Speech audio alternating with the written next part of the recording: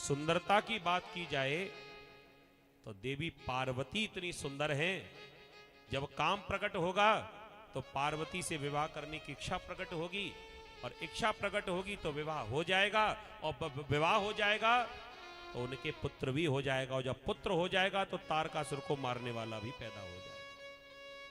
बहुत हिसाब लगाया देवताओं ने, देखो ना ये देवता ऐसा ही करते हैं, और जब जब प्रणाम किया है तब तक यही हुआ। भोलेनाथ के पास एक बार पहले भी गई है, समुद्र मंथन कराया ना, देवता पहुंच गए हलाहल विष लेकर, महाराज नमस्कार। भोलेनाथ ने कहा बोलो क्या चाहिए। महाराज ये ताजा ताजा जहर पी लो, आपके लिए लाए हैं। देवता ऐसे ही करते हैं। एक बार देवताओं ने जाकर दधीची ऋषि को प्रणाम कर लिया, महाराज प्रणाम। दधीची ऋषि ने कहा आशीर्वाद, बोलो क्या चाहिए। कह दिया महाराज आप ही चाहिए। क्या मतलब, आपके शरीर की जितनी भी हड्डियां हैं वो हमें चाहिए, हम इनसे हथियार बनाएंगे तब दुष्ट को मारेंगे। देवता ऐसा ही करते हैं। लेकिन अब की बार समस्या कुछ और है। अगर भोलेनाथ जाग रहे होते तो जाकर प्रणाम करते, निवेदन करते, लेकिन जो ध्यान मग्न है उसे जगाया कैसे जाए। और एक बार को जगा भी दें, लेकिन कहेंगे क्या कि महाराज विवाह कर लो, और ये सुनकर कई भोलेनाथ नाराज हो गए तो। इंद्र ने विचार किया हमारी सहायता करने वाला एक ही है, और वो है कामदेव। कामदेव ही एक ऐसा है जो हमारी सहायता कर सकता है। इंद्र ने कामदेव को बुलाया, आओ मित्र, एक तुम ही ऐसे हो जिसकी वजह से मैंने अपना इंद्रासन आज तक सुरक्षित रखा।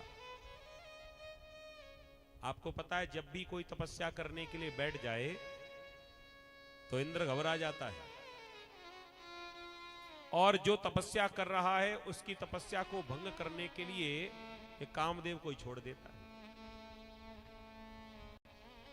लेकिन इंद्र ये भूल गया कि संसार में अगर किसी की तपस्या भंग करनी होती तो कामदेव काम आता, अगर किसी देव की तपस्या भंग करनी होती तो कामदेव काम आता।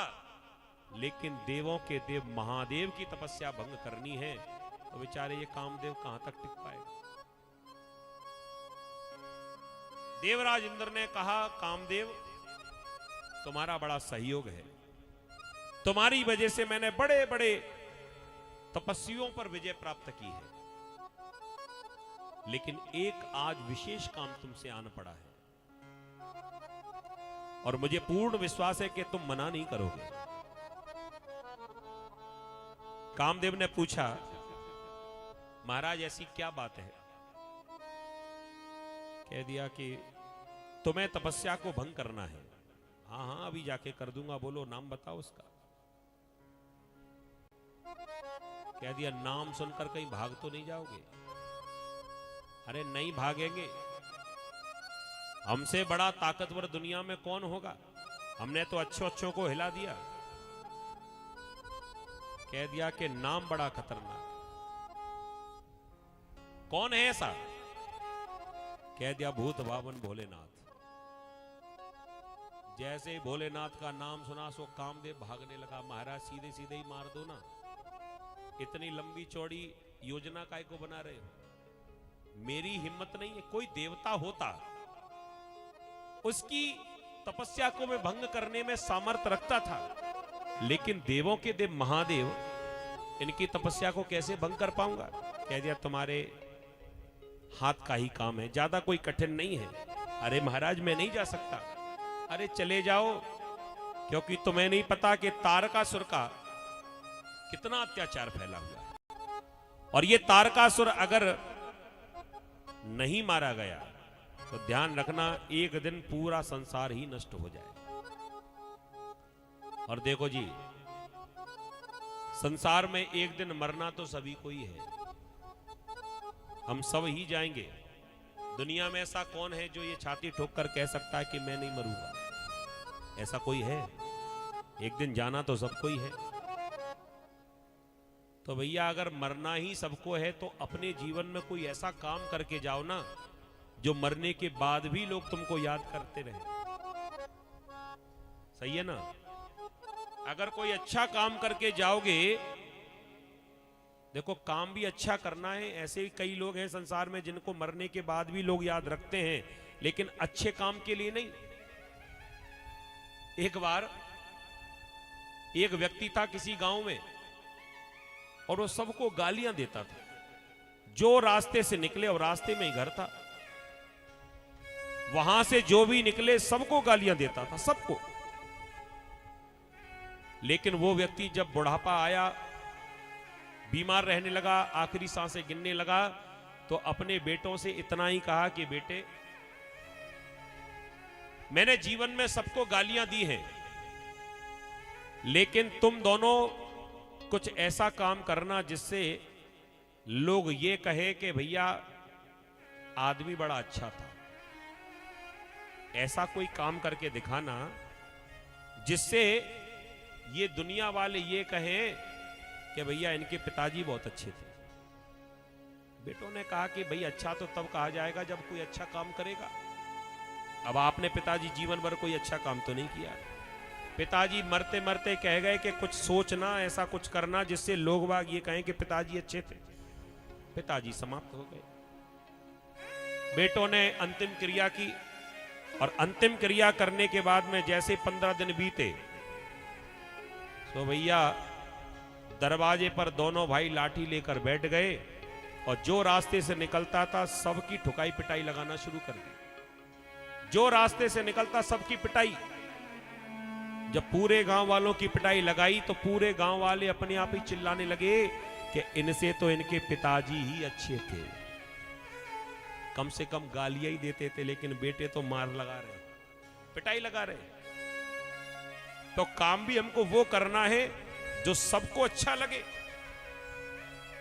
कामदेव से भी कह दिया कि देखो भाई, जन कल्याण की भावना से अगर तुम्हारा शरीर भस्म भी हो जाए तो डरने की बात नहीं है। मरना तो एक दिन सबको ही है, और तुम्हें इस बात का भय लग रहा है, तुम्हें यह लग रहा है कि मैं मर जाऊंगा। अरे मरना तो सबको ही है। अगर आज नहीं जाओगे तो क्या अमर रहोगे? तुम्हें भी तो कभी ना कभी मरना ही है। कह दिया ठीक है महाराज, आपकी जैसी इच्छा, तो चले जाओ। शिवधाम में भोलेनाथ एकांत में बैठे हुए हैं। आज एकांत में भोलेनाथ ध्यान मग्न बैठे हुए हैं, और कामदेव ने आज अपने समस्त बाणों से प्रहार करना शुरू कर दिया। आम के वृक्ष की ओट लेकर जैसे ही भोलेनाथ के ऊपर बाण छोड़े, भोलेनाथ की तपस्या को भंग करने का प्रयास किया। कामदेव अपनी पत्नी रति को लेकर आया, और जैसे जब बाणों को छोड़ने लगा, आज भोलेनाथ ने आंख खोलकर देखा, आखिर ये हो क्या रहा है। कामदेव ने अपना इतना प्रभाव दिखाया, इतना प्रभाव दिखाया कि पूरे संसार में काम ही काम फैल गया। इतना काम बढ़ गया कि सबके मन में विकार ही विकार उत्पन्न हो गए। लताओं पताओं भी, नदी नाले भी, ये सब इतने कामातुर हो गए, पूरी प्रकृति कामातुर हो गई, लेकिन फिर भी शिव जी के मन में किसी प्रकार का विकार नहीं। क्यों? क्योंकि ये काम की जो बाण है, ये उन्हीं पर ही असर करते हैं जिनके ऊपर